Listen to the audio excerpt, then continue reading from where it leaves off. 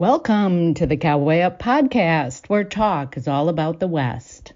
This episode is brought to you by White Stallion Ranch and produced by Cowboy Spirit USA. What if we could talk to our animals? What would our horses say, or dogs, or Muffin the cat? Is this even a possibility? Horse whisperer and animal communicator Anna Twinney answers these questions and shares some remarkable stories with Russell and Alan. So sit back, settle in, and keep an open mind.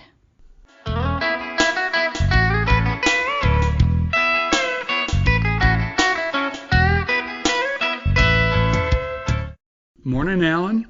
How are you? I'm here again. I always say I'm glad to be here, and I always am glad to be here. That line doesn't change. That's perfect. Well, the popular term horse whispering, it's something that is close to your heart, and just broad term. Broad term, I could say yes, but as soon as you say horse whispering, there's 100 definitions to that. So not Right. yes to all 100. And I think one of the things that's interesting about that term, and of course different meanings, is that it grabs hold of people who don't even ride horses. Yeah. It has a real hold on people. It's a good opening line because it grabs people's attention, but it's got 14 roads that lead away from that, and some of them are better than others.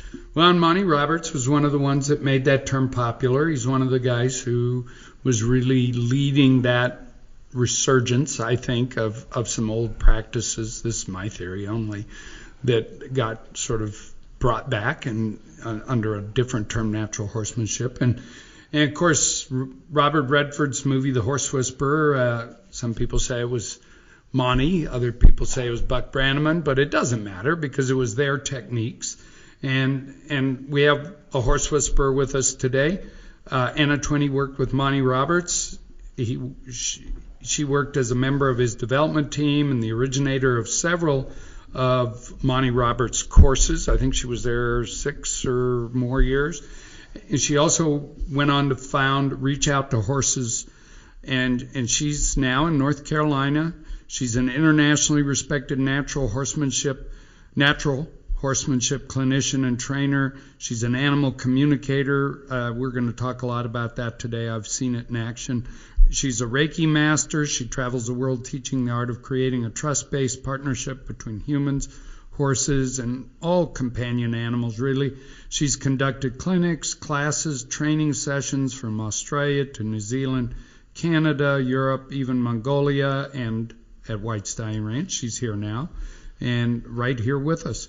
She's been all through the U.S. doing this, and her interest is really in the language of equus, which has led her to focus increasingly on the power of animal communication to strengthen, deepen our relationship with all species. And of course, one of her other great passions is the survival and protection of what we call wild horses, of course, American Mustangs. And we're really happy to have you back to the podcast, Anna. Thank you for having me.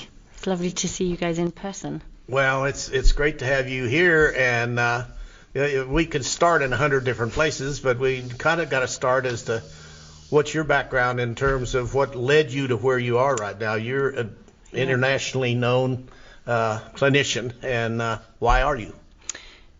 Why am I? Let me go with the why. It would be because people notice that there's something about the language of the horse. And so for me, the specialist field would be giving them a voice, catching that whisper, showcasing them correctly, and actually truly coming to the core of an issue so that we're no longer speculating, but instead hearing it directly from the horse's mouth. And that can go two ways. It could be hearing it from the horse's mouth, or it could be showing the behavior and be very concrete and evidence-based with it so that there's no room for skepticism, Alan. Well, we could spend our whole show just on what you've just said about speaking with horses and getting response from them and knowing how to read it. So there's a number of ways that we can lead into that. But what brought you into?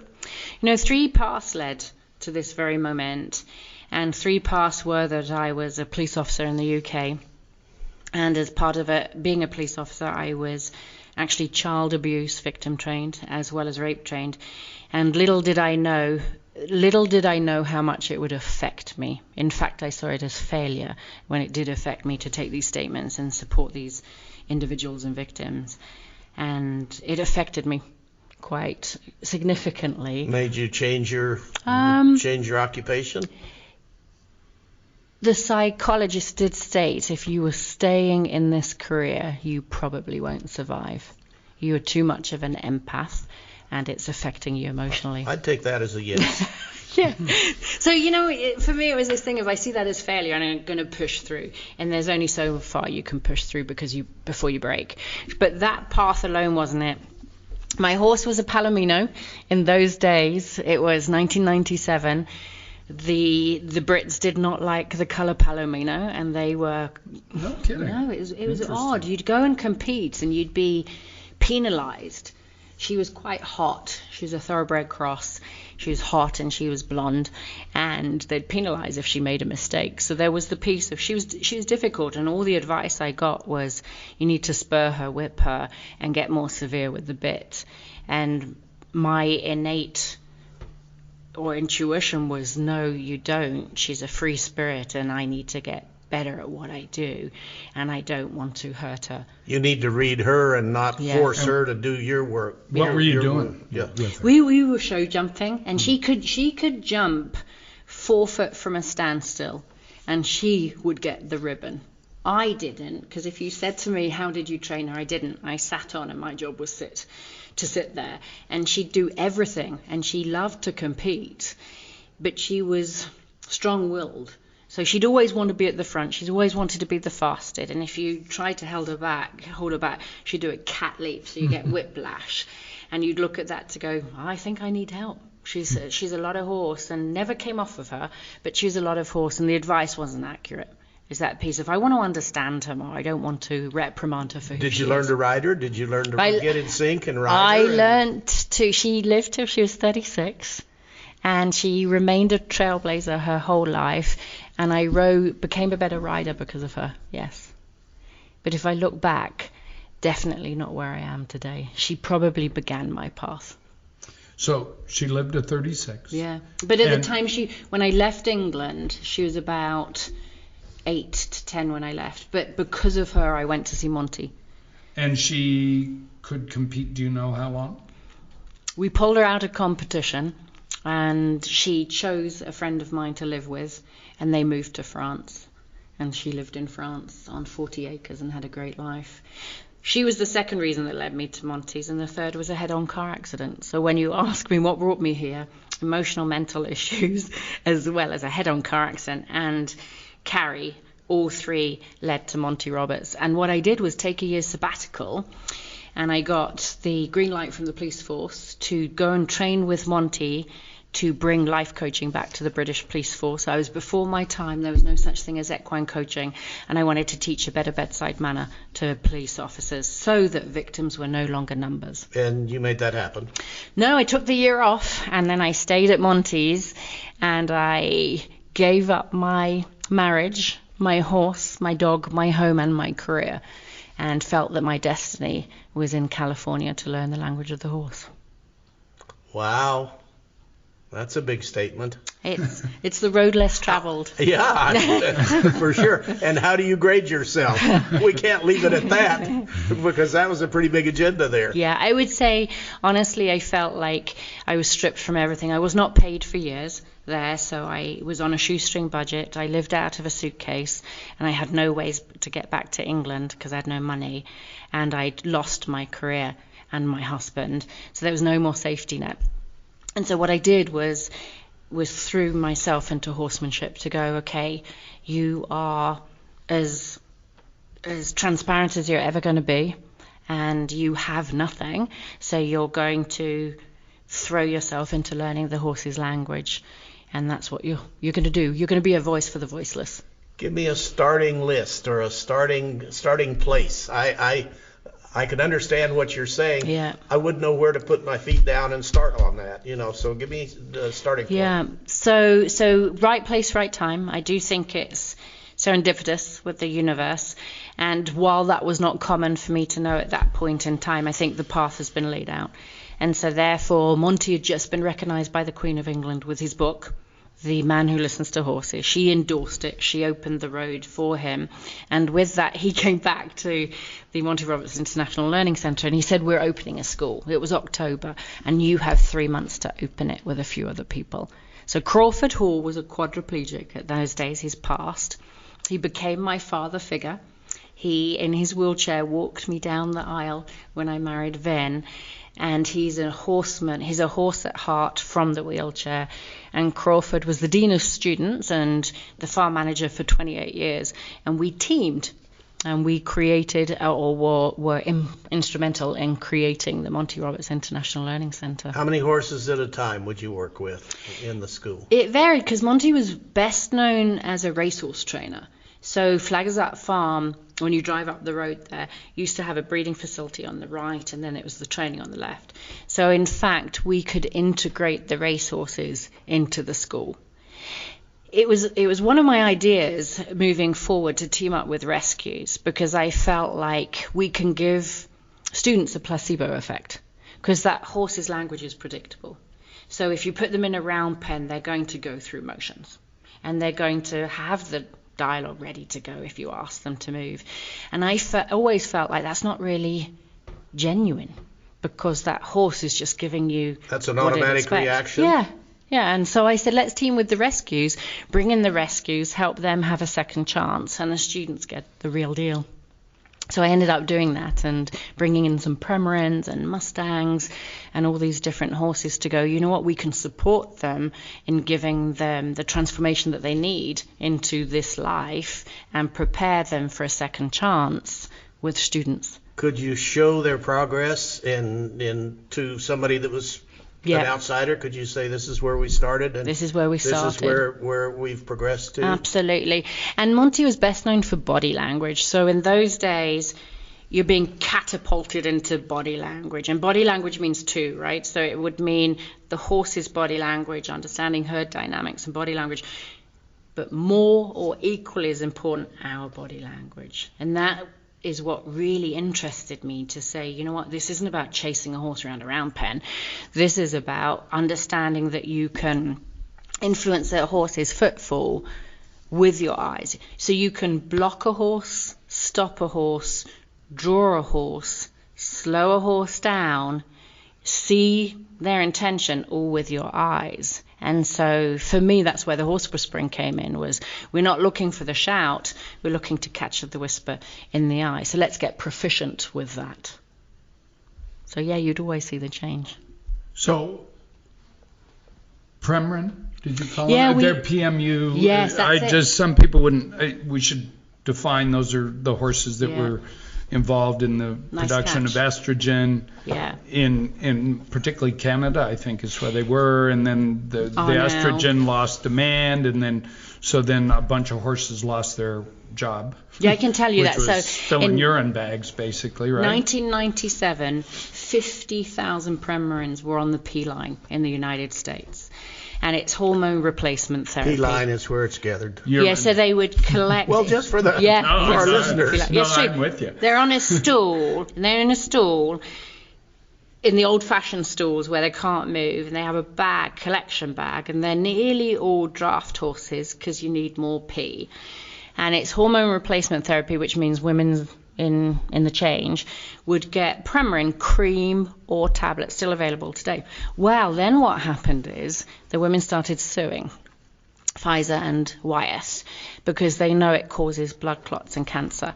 So the United States then turned around and said, we better ship this out to Canada. So they took it over the border, and from the 50,000 they narrowed it down to 8. So they, as I choke up, they created a huge death toll on those 40-odd thousand. But the other part of this that doctors don't know would be that the byproduct of Premarin is that foal, and they were byproducts. So in order to collect the urine, pregnant mare's urine, they had to be pregnant, and at 3 months of age, these babies would be sent to slaughter. They moved it to Canada because there was less influence from the Americans, and then they've started to take it to China, where there's no regulation. So while they were gathering the Premarin, they kept the colt alive. And then... Well, she'd be pregnant. Yeah. They'd gather it. They'd take her off the pea line for 3 months, June, July, August. She'd nurse her baby. First sign of frost, they'd pull the baby into the truck, shipping them off, and they'd put her back on the pea line. Very cruel industry. Very cruel. And in those days, 1997, the Premarin babies got a terrible reputation because I coined it orphan fall syndrome. They'd come in as orphans and they'd all have behavioural issues. They'd be bigger buggers, right? So they'd slam you and they'd be naughty and they'd play with you because they had nobody else to play with. Well, let's go back. They'd ship. Why did you get involved? I would think they'd be shipped straight for slaughter, but not. Yeah, you could do what's called an intercept, feedlot intercept. And we did our best from Canada to either get an interception or find a farm, not enable the farm, find the farm to be able to ship directly to close the farm down. There were also, in its day, there were a ton of pregnant mare rescues that you could support that way too, to go, okay, we'll take the foals in for a limited period of time. 2 of our best dude horses are Premarin. They are horses. from Equine Voices. Correct. Yeah. And Correct. they're the Palominos, and they're stunning, and I look at them every time I come, and I'm so proud. Texas and Ranger. Texas. And you have more in line? Would you take more? Oh, sure. Yeah. Well, I don't know. I haven't seen any coming through. I mean, that type of horse is the most valuable. They're in demand. Huge. I mean, those horses are worth $8,000 to $12,000, $15,000 a piece now as an adult broke horse. Broke saddle horses. Half draft. Yeah. Horses are that's the one segment of trail horses. Riding pleasure horses, broad term, that the prices haven't. Do most of those go to individuals or to stables or? Everybody wants them. People are getting bigger. People in our business want bigger horses, and it's a in vogue kind of thing to have a half draft. So just to keep it simple, if you wanted a large, well broken, not a hot blooded but a cold blooded horse.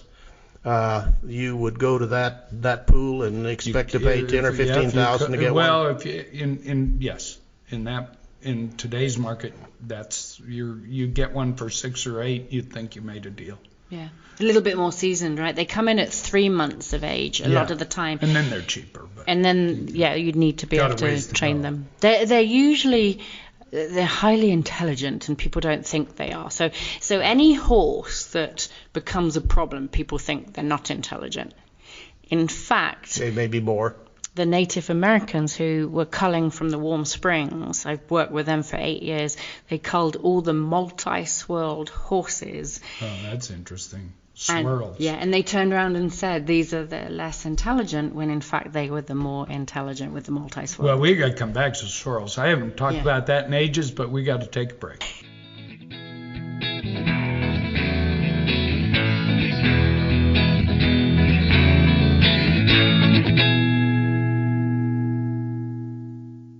Well, thank you, Russell. Thank you, Alan and Anna. It's always a privilege. It's a pleasure to have you on the Cowboy Up podcast.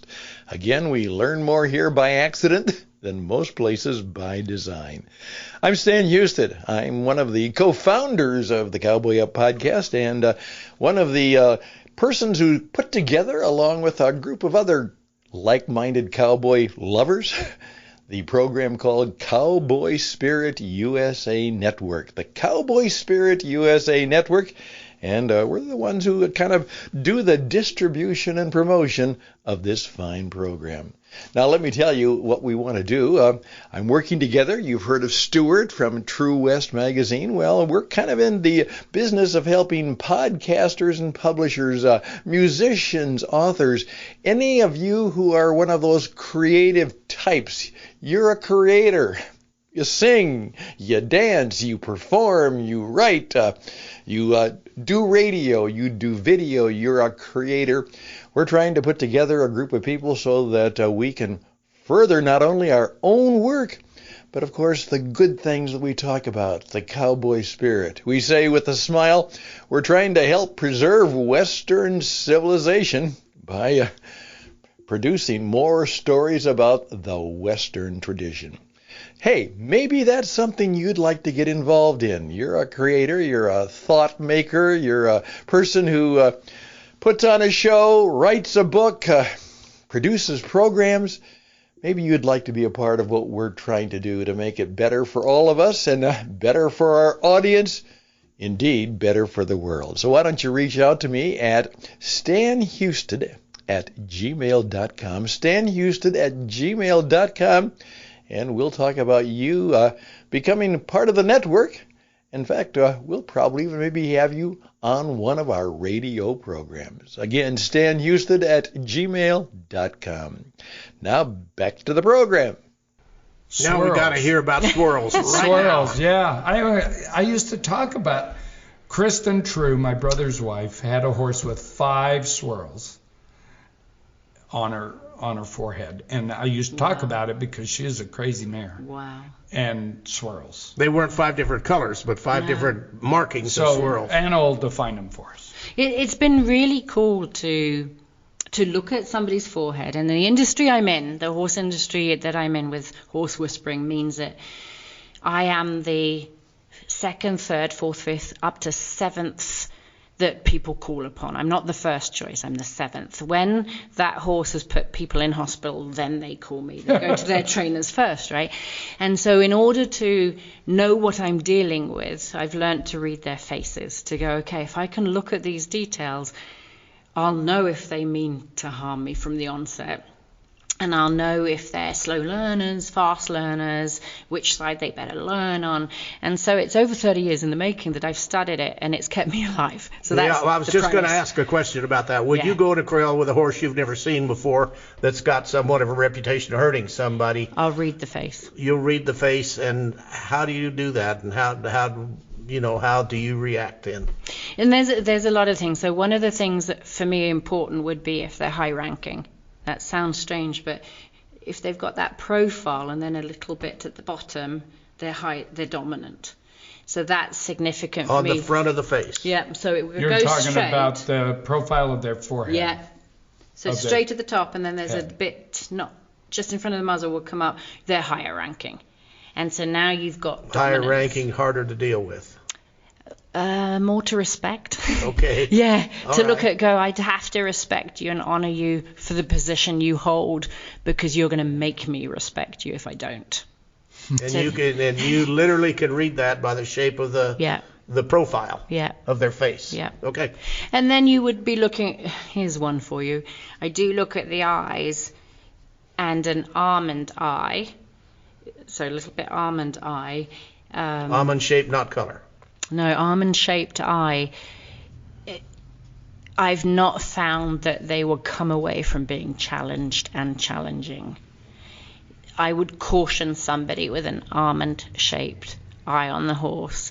If they were novices, it would be a big no, because they tend to have an edge, and you don't know when that edge will come out.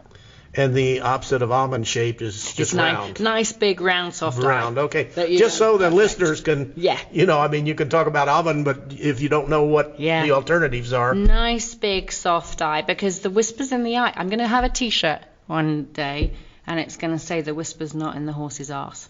Because everybody's always looking at the horse's butt. When they're round penning and otherwise, it's always the horse's butt. There's no whisper there. It's here. I can see if somebody's interested, if they're engaged, the window to the soul, if they're blinking, all these great things that are really important, which goes to the swirls. The most dangerous horses, people don't know where their ears go on the most dangerous. And I put that out in all the classes. If we're gently mustanged, it would be, where do you think the ears go? You go around the class and they go back, back, back. No, the most dangerous horse would keep his ears forward. He's wanting to see what you're doing and what his opening is. He's targeted, right? Ears back, he's pissed off, he's mad, he's going to take you out. Ears forward, he's targeted you. And so if his ears are forward and he's honed in and he doesn't blink. Targeted, though, define targeted just a little better. Just is that like a good term or a bad term? A very bad term to go, they change it from cat to mouse. So in effect of you moving their feet, They've gone, I'm going to move your feet. And I'm not kidding. And if they don't blink, they're so targeted. And then people will ask, what do you do there? Don't challenge them. Yeah. Don't challenge them, because they've just said they've taken it to a 10.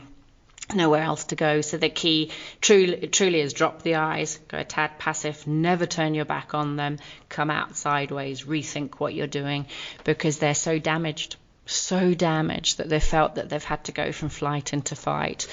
But you get one of those, what can you do? You've told me what you can't do, okay. Give me a little what about you can do. You go to the beginning to go, okay, let's share space. Let's share space. And one of the things that horses, their ritual would be to share space and eat a meal together. And you get invited to the meal table. And this is the thing with humans. Humans think they can put their will on everything that's less than.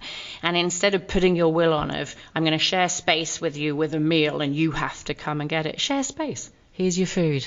Stay over there. When you want to come and investigate me, I'll be here. So give them the time and space that is needed for them to realize, don't take me for what I am. I am a predator. But take me for what I do, and I will prove it to you. So don't feed them and leave. Feed them and be there and kind of share, but not really share. Correct. But, yeah. And don't put some kind of movement in that you're going to manipulate them to go, we're sharing space, so I'll just come a little closer, or I'll just go passive. Don't sneak in something. Be authentic. Be transparent. And that comes back to the horse's language, which would be its body language. It's an energetic exchange. They're masters at that. And it's telepathy. They're going to pick up your thoughts. So if you go, I'm going to share space, but I'm going to manipulate, they've got the thought already. But isn't it true, when they finally kind of get interested and think maybe we've got something to talk about, they'll make a movement toward you to some extent. They don't stay back, but correct. They'll make a movement towards you. And the move usually would be a sideways move. Shoulder, Yeah, because it would be the rib cage where they're showing their vulnerability versus move forward. If they're going to do something, they're usually posture just a tad, target with ears and eyes, and you'll feel an energy blast. That's a good if they're way. going to attack you, they'll look head on, and they will be head on. If they're not, correct. If they're somewhat oblique, you have a chance. Or you can communicate. Am I wrong about that? No, absolutely. That's how I see it too. So this all starts with the swirls, which would be to look at the profile in the eyes and look at the intelligence level, which has been proven that if they have multiple swirls where they have a left and right side of the brain, the information will transfer faster with multiple swirls. So it's known that Define a swirl. It would be a calic. Yeah, with the calic. Yeah. And we all have them. We all have little calics. The one at the top doesn't count. I don't. Look right there. You can't see one. Well, for the audience, I'm bald. So, conventional wisdom that I always grew up around was 2 swirls, okay, more than 2, walk away. Which is a great way to look at it. So 2 swirls would be information transfers back and forward. So they learn quicker. They learn in 1, not in 3. So if somebody felt like I have to train a horse with a repetition of 3, you'll hold him back and he'll become a problem because he's too smart and it's too slow. 3, put in creativity. So they're highly intelligent. They're highly creative and multi-personalities, meaning multi-pieces to who they are. So you'd say go at his pace, not at your pace? Let him set the pace? Yeah, so when they've got multiple swirls, instead of going too slow to go, I've got to repeat this time and time again because horses learn through repetition, there has to be the realization that this horse practice one time, move on, maybe come back another day to practice, but don't try to hold him back to where you feel he is. I want to know how many minutes you can be in the pen with him and still him learning, and before he shuts the door and just doesn't. Can you give me? Yeah, you could actually go for hours if you're changing it up. So if you're going at his speed to say, well, let's try this then, and now let's move on to something. And if you have a jigsaw puzzle that you know where the jigsaw puzzle leads to, you'll piece it together as a jigsaw puzzle. He'll stay with you 30 60, 90 minutes, he'll stay with you because you're now moving at a speed that he can piece it all together. That shows what I don't know, because I've always had the experience that beyond about 15 minutes, do something else, or because that's about all that I can get their attention. But that's sort of what you're saying. You're saying don't linger on it, and if they're quicker learners, just don't linger on something. Don't linger. Keep moving forward. Go do something new. Yeah. Something new. Our American education system could learn from this. Not everybody learns at the same pace, or in the same way. So you're here doing animal communication, and you've got some folks, as you do every year. Sometimes you do the natural horsemanship stuff too. This year it's just animal communication. Yep. And so I'll just tell a story that sort of sets this up, because I'm a natural cynic, and I can't communicate with animals, and I don't understand how someone could. And so we've learned, and I could tell 6 or 8 stories, but I'll tell one. So one of our dude horses, kind, gentle, took little kids on rides, and I would have put my own little kid on them. And all of a sudden one day with an adult on him, he spun and he's an older horse, but he spun in a circle. Somehow this guest stayed on. We get him off. We can't imagine why this horse would have acted like this. And so obviously we take him out of service. Wrangler's riding him. He does something kind of similar. He's just out of whack. He's doing naughty stuff. He's probably 20 plus years old, and we don't know what's going on. So we have you talk to him. And his name was Cherokee, and he had been just a super gentle horse for a long, long time. And so you said, "Hey, Cherokee, what's wrong?" This is me summarizing, and Cherokee said, in her language, or in the horse however language, you do this stuff. And Cherokee said, "My neck hurts, and it really hurts a lot." And so we got in our great Renee, who's kind of a horse physical therapist. He fixes horses all the time that our vet can't even fix, because it's a whole different discipline, right? And he's learned so many. So we bring him, and being the cynics, we just say, "Hey, Renee, we got a horse, and he's acting up. We don't know what's wrong with him. See if you can find something." And we take Cherokee to Renee, and Renee goes, "Oh, my God, his neck is way out. This horse is in horrible pain." Crick, crick, and off trots the horse of yesterday. And, so that is one example. That one session cured him. So, one session did cure him. I mean, we did do some follow-ups because we, wanted to make sure. But Anna said, and Renee confirmed. Anyway, that's a story. And you're helping our guests learn how to do this. Is that right? It is right. And what's amazing is it's everybody's birthright. And so everybody can talk to animals, and people know it. People know a piece of it to be intuition, but intuition would be a shallow term. So if you got tiers of it, intuition's probably the first piece, and then it's like having an iceberg underneath that you go, there's so much more to it. So everybody can learn. I believe we all entered this world doing it, and then it's about keeping it alive. Stupid question. Is it easier to train people or horses? I don't mean to be stupid, but always literally the horses. I would like to know. Yeah, it's always the horses, and the horse is easier to train. Yeah, okay. and here's one fun fact too: 90% of behavioural issues in horses are pain related. 90%. Really? So that is physical, mental, emotional. So you could put barn sour in there. Everything's pain related. So horses aren't choosing to be obnoxious or dangerous. They're misunderstood. And so that became my mission, is to give the voice to the voiceless through natural horsemanship and animal communication, to go, let's be true to this. Let's find out the real honest answer as to why they're having this behavior. And you can change their lives. And I went into animal communication because I was at Monty's and I was tired of working with $1 million racehorses. I was in the place of, I'm walking these $1 million racehorses down, and this is risky, and they're a lot of money, and I'd like less responsibility. My first animal communication session was a racehorse called Widow Tap. Widow Tap was her name. And the email I got was, "This mare is going to be euthanized on Monday unless you change behavior."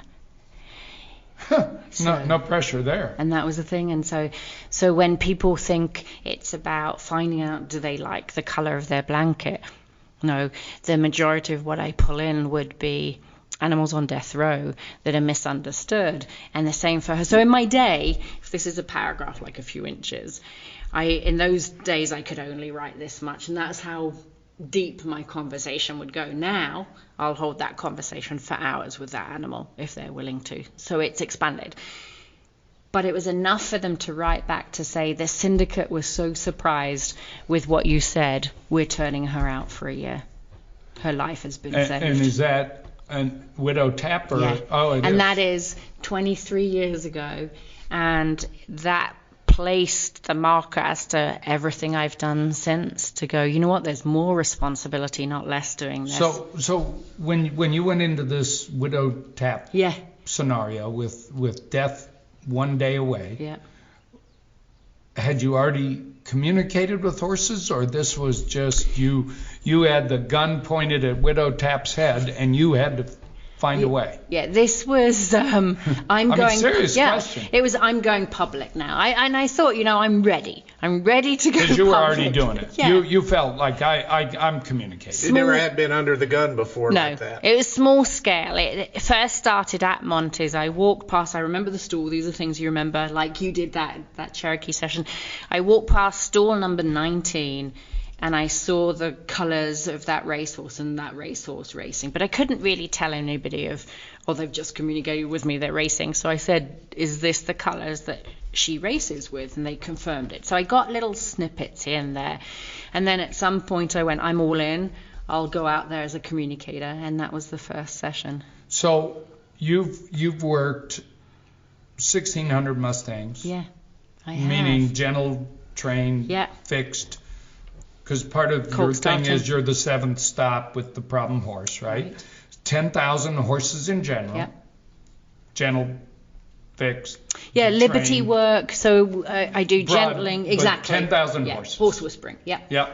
So how many hours? How much of your ability to do this is based on being in the presence of and working with 10,000 horses? None. 90%. So these folks here, they don't need 10,000 horses. They can learn to communicate. They are all 100% successful in the short time they're here. They're here.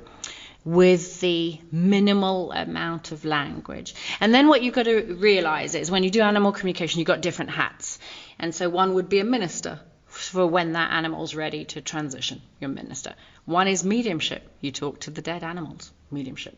One would be supporting a vet with diagnosis, behavior modification to all species, finding out if they're your soulmate, looking at animals that have come back, reincarnation. You can go big here. And so the hat that I wear would be a behaviorist for all species. I was flown out to Kansas to speak to the elephants that had just arrived from Africa to find out if the facility was of what was their liking. And that got recorded. I've been to Costa Rica to speak to sloths. Let's stop there. Go a little more on that. You just threw a big chunk of meat out there, and I want to have a bite. So tell me just a little more about Kansas and. Yeah, it was incredible. They'd come out from Africa where they'd been rescued, and the airplane was being attacked as they were being flown out. Attacked? How do you mean? They were misbehaving in the airplane? There was a drought in the area, but a lot of the individuals didn't want these elephants to leave. I see. But they ended up being. So they were attacking just the process of moving the horses out. Yeah. Big time. And so they ended up in Kansas, which is one of the largest elephant habitats in the United States.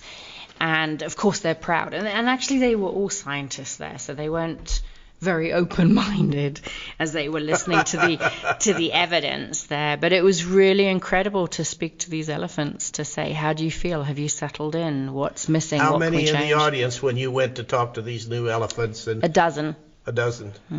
And what did they say when they left? Let's put it like this, that the manager of the facility was totally on board. I think it challenged a lot of the workers. It was challenging. Did they then come back to you and say, we drank half that cup and we want the Kool-Aid? Yeah. You know, a lot of peers also in the industry are challenged by animal communication because it's their life's work. And it's interesting that some of them would go, I don't ever want you to talk to my horse. I don't want to know what they're saying. They're concerned with what's going to be said. They're concerned if their life's work is at stake. And when you're looking at a group of scientists, you're challenging science when they've learned none of this is possible. And suddenly somebody's sat in here telling them this elephant is missing their partner. The response was, they don't have partners. And I said, well, I'm picking up that there's a great loss and she's missing the partner. Well, they don't have any male partners. I said, I didn't say it was male. I'm picking up a partner. I don't know which kind.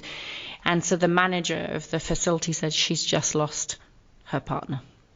And it was this thank you for helping me out. Thought they didn't have partners. Yeah. And it was a lot of that because one of the elephants asked for a tire and they all looked at me and went, they don't have the tires in Africa. And then the board member went, tire like a tractor tire. They wanted tires to play with. Yeah. And so a number of the individuals said they don't have tires. They've never seen tires. And asked. She wanted something to play with. Telephonically to you? Yeah. Bring me a tire? I see in movies. So when I shut my eyes, I see in movies. Feel emotions, hear sounds. I will hear words. I see words written. So it comes in a multitude of ways. And then the job is to discern it. So it's like watching a silent colored movie and you've got to discern it. Your word choices are everything. So one piece is learning to listen, one's learning to dialogue, and one's learning to deliver. So when people come on the journey, you're looking at years, because if they're not good communicators, they've got to learn delivery. And then you've got to learn your language that's unique to you. You could, for example, get emotions, and you, for example, could get words. But you've got to learn that. Like, is that word in the present time, the past, the future? So say you got the word abuse. If you assume that animal's being abused because you got the word abuse, we're wrong. We have to look at, is that past abuse, present abuse, or fear of the future? And is that abuse that you're creating, or is it abuse from another horse? Is it abuse from the past? Or is that horse seeing abuse between husband and wife? So your mind has to be that inquisitive that you're intrigued to feel into what that truly means. Otherwise your whole delivery is wrong.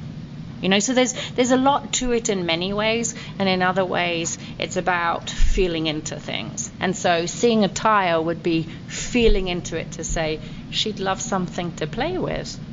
So potential candidate for your school, you look at a hump in their nose like you would with a horse. Does that work for humans? Or? That's the thing, right? I'm not a biologist, so you're not able, there's not enough time in the world and in the life to learn about reptiles and mammals and everything. So I can't do that, but I can be their voice. So I have talked to sloths, monkeys, vultures, pythons, skunks. I've talked to so many species for zoos and for wildlife locations, and was instrumental with the elephants more than once, which has been incredible. Well, Lynn's pointing at the clock here. We've gone way over, and we're going to do something we don't normally. We're going to come back on a bonus, so people want to keep listening. But before we go, Anna, I know you said your website's out of date, but I mean, where do people go to find out? Because you've got a lot of books and videos, and you have clinics. People may want to sign up, whether to do the training stuff or the communication, or just even get, because you still do the private consults on the animal stuff. I do. And, you know, my friend, his dog was dying, and you helped him, and they still talk about it because they could take the dog back to where the dog wanted to be. And that's a whole nother story. So I may tell it in the bonus, but where do people find out? Where's the source of all this info? Thank you. Well, if you're interested in coming to the White Stallion, I believe, I've lost count, I think it's about 17 years that I've been coming now, and we've kept it in November. So check out the White Stallions events, special events page, and I will be on it. And otherwise, if you're looking at the equine activities and the wild horses, it's reachouttohorses.com. And it's all just reachouttohorses.com. They can buy your books and your videos, and we have them here, of course. All right, and we're going to come back. Hi, this is Stan once again, and obviously our friends ran out of time, but they still have more stories to tell. So you know what?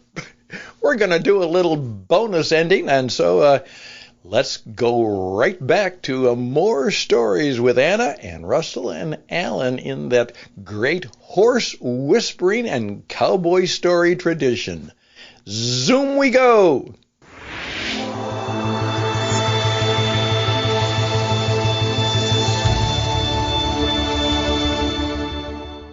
So I'm going to tell the story, and my friend Jay, and his dog was dying, and they knew it was terminal cancer, and his wife was tormented, and it was, it was kind of a slow cancer-based deal. And so I said, Anna could probably help you in this situation. She does these things, and so you did, and so they literally the dog said, when you said the other day you wish I'd had puppies, I do too, but life's that way, and you communicated that the dog had heard him say that, and so I don't know how the dog understood, but anyway, and then you asked what would you like to do before your life's over. And the dog wanted to go back to this other home that they'd been, and they described it because they were really,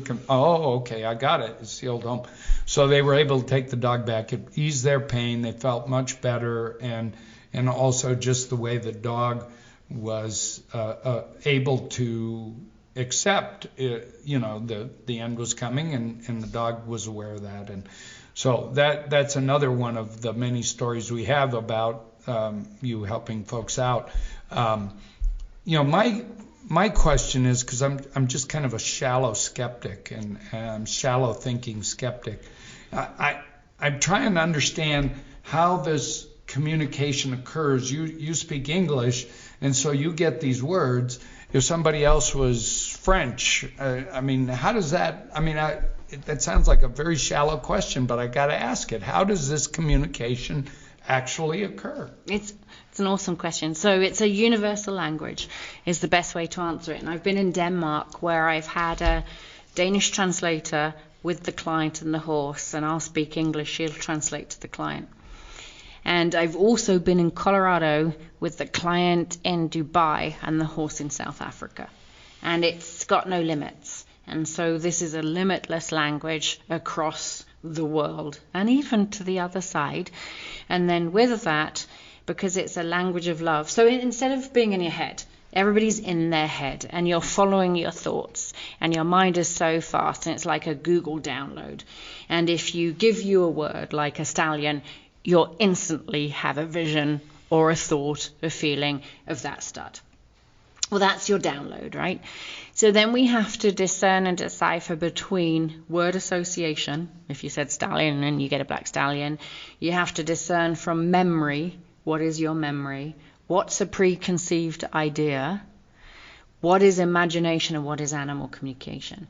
So you're really learning what's it feel like when it comes in, so I know it's not me, and what is them. And in order to do that, you clear your mind. So you've got to really clear that mind. And there's evidence to suggest that we have 60,000 thoughts a day. And so you've got to be able to clear those thoughts away. It's like an old-fashioned telephone, that if they're trying to get through and you're busy with your thoughts, they can't get there. So one of the keys is the quietening of the mind. And then the other key is to drop into that heart, away from your thought pattern. So you've got to be able to slow your thoughts down and drop into here. Then it's a universal language. Any species, any language, any location. And the fact that as you said, medium, so speak to meaning one on the that's other gone. Side. Yeah. So that obviously implies that there's some spiritual remainder after death. And that's really neat, because others will believe that isn't even in my paradigm, where they might say that, do animals have souls? And every animal has a soul. And for the most part, we have them waiting on the other side. I say waiting on the other side because it's changed for me over the years, Russell.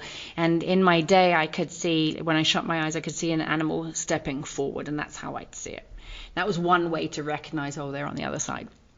And another way is, if you look at your movie, like watching a TV screen, another way used to be that I would look down and I'd go, oh, I must be on the other side. And now I have neither of those. I simply see them.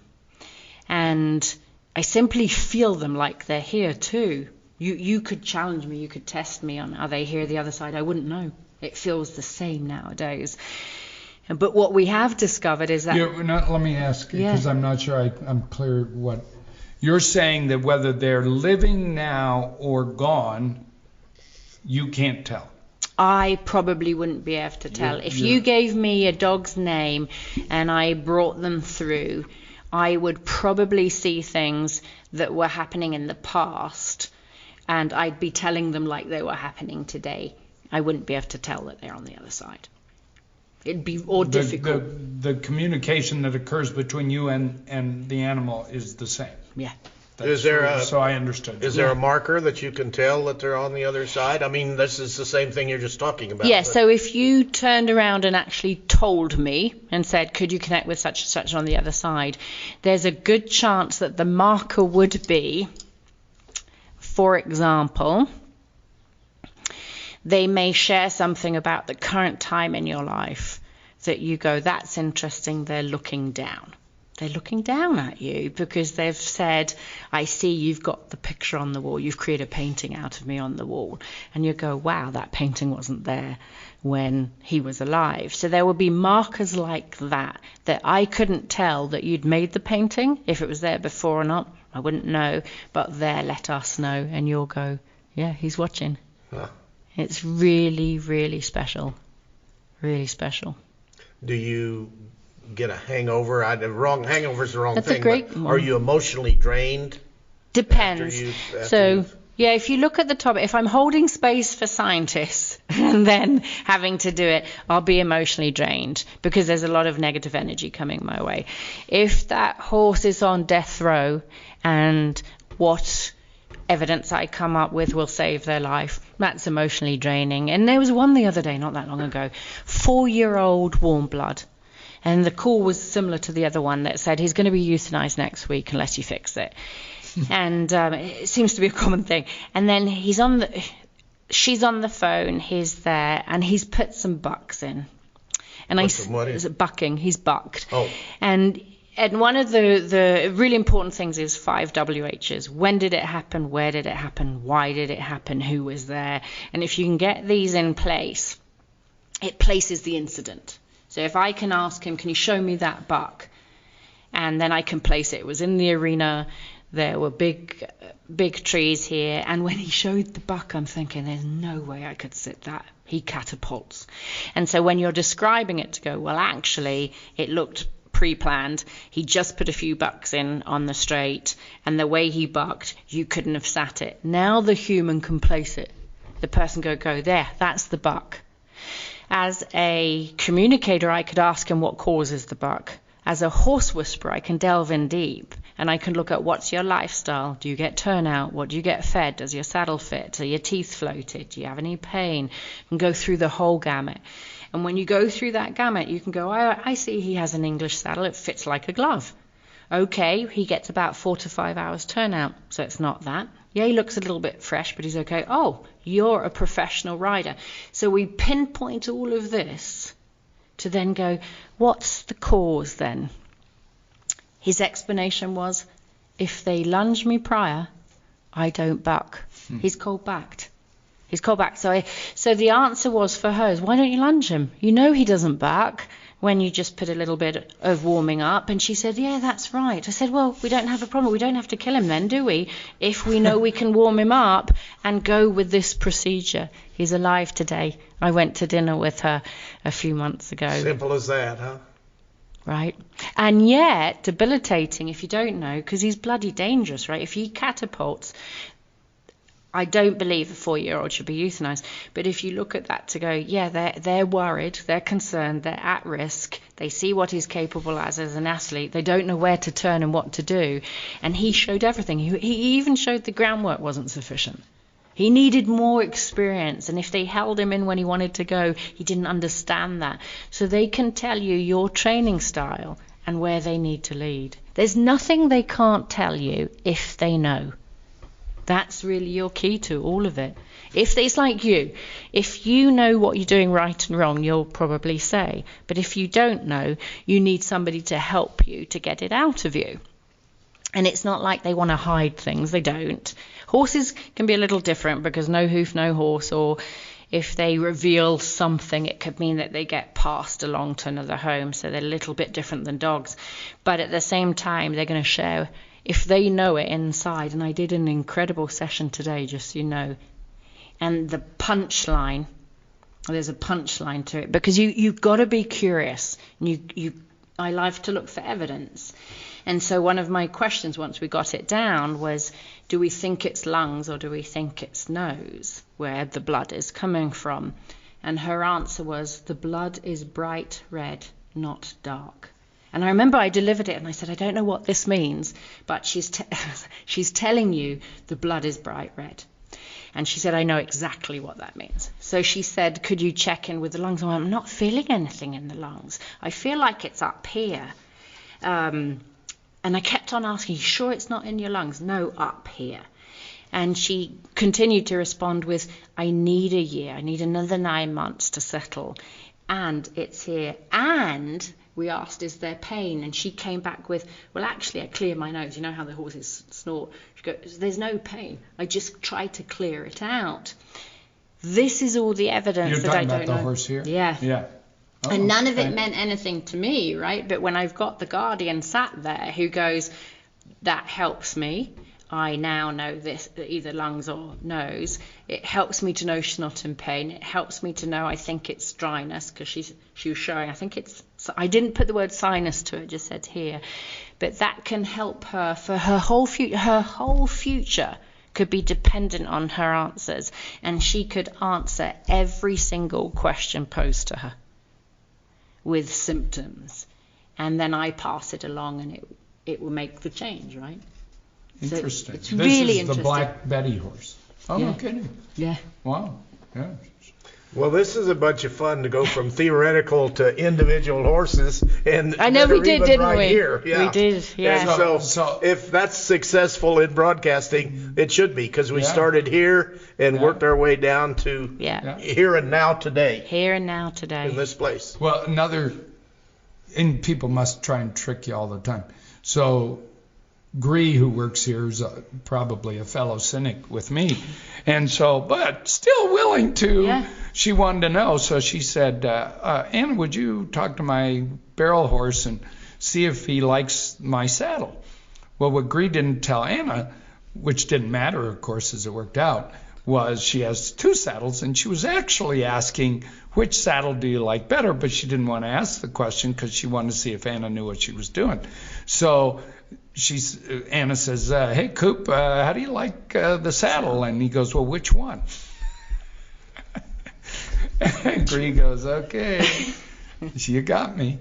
And then he told her. He liked this one. I don't know which one he liked better, but there were 2, and he liked one considerably better. And so Gree's now a believer, I believe. And he came in today too, and there were 2 contrasting sessions in that sense, male, Same female. horse. Cool. Yeah, he came in and highly enthusiastic. And another thing that's kind of fun is you asked, you carry that emotion with you. If it's a serious thing, you'll hear me probably be on this level, just a tad slower, a little bit more thoughtful in a sense. But when you talk to Coop, I buzz, I'm speaking really fast, and he's so excited and so happy and so keen, and speaks of his competition. And one of the words, she won't mind me saying this, was, I only got the word, couldn't interpret it, and he said nationals. And I'm going, I'm not sure what you're doing, Gree, but he's mentioning the nationals, and she lit up. And so the other piece is, the information's not for me, it's to pass along. You're a messenger. You may not even understand the stories that's being told. Like the bucking horse, I could follow the story. But here it was, I'm going to tell you what my person needs to know, and that's all you're privy to. It's absolutely extraordinary. So it takes the wonder out of horse whispering, is the point. No longer do I need to experiment and try and figure out, do I need to spook bust? Do I need the vet? Do I need the chiropractor? Do we look at saddle fit? Go to the horse's mouth. You'll save thousands. And you start talking to the pocketbook, people listen. Well, I will tell you one thing that I've learned the hard way. Most lessons I've learned the hard way is that, and we have a lot of horses, and our horses work. And it is what you said earlier, it's often pain. It's very often pain. It's like Cherokee, who went from foolproof as a horse could be to spinning circles like a reining horse. And it was pain. It was apparently very intense pain. Any sense how many other people do this? Animal communication? Animal communication? I would think there's individuals that would never speak. Actually, partially people around a table even to look at it, to go, how much are you using your intuition? When do you find yourself walking out to the corral not knowing why, and you find something wrong there?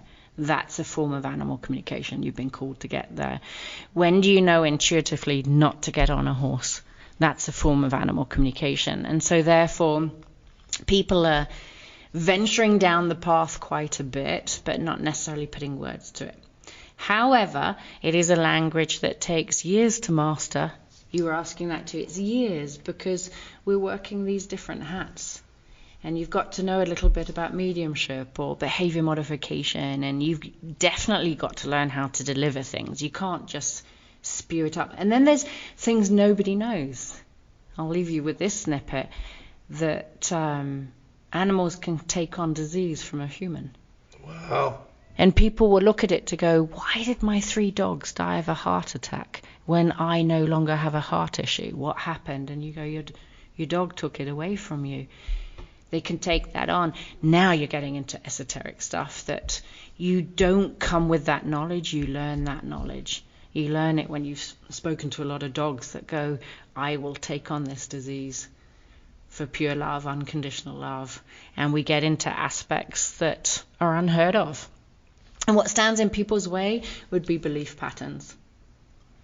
So how often do you encounter people that, I don't agree with a lot of things. We're not talking about animal communication. You've proven that to me. But I don't agree with a lot of things, but I don't feel it's my job to point that out to them.